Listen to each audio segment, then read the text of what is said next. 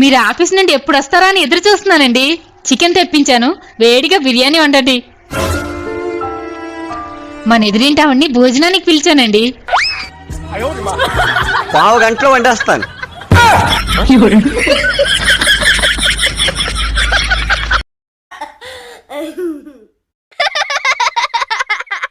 అక్క ఏమేం తమ్ముడు? బావా ఎదురుంటావని సినిమాకి తీసుకెళ్ళాడక్క. మీరు ఎదురింటావని సినిమాకి తీసుకెళ్లారా?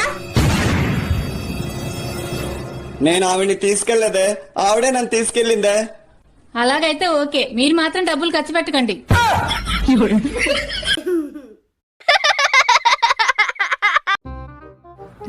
ఏ లాస్యా, చెప్పక్క. మార్నింగ్ నీకు 20 రూపీస్ ఇచ్చాను కదా, ఏం చేసావు? ఒక అంకులు ఎండ్లో నించో నరిస్తే ఇచ్చానక్క. చాలా మంచి పని చేసావు. ఇంతకీ ఏమని అరిచాడు? Ice cream ice cream అనేసాడక్క.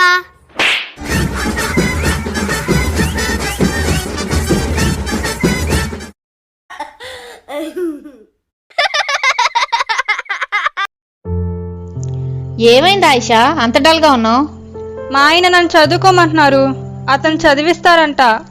మంచిదేగా, చదువుకో. నాకు చదువుకోవడం ఇష్టం లేకే పెళ్లి చేసుకున్నాను.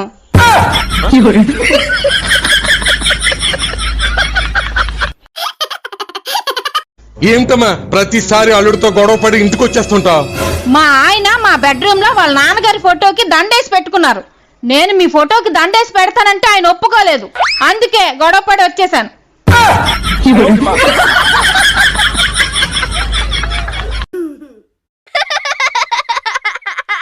అమ్మా నీ పెళ్ళం జాగ్రత్త.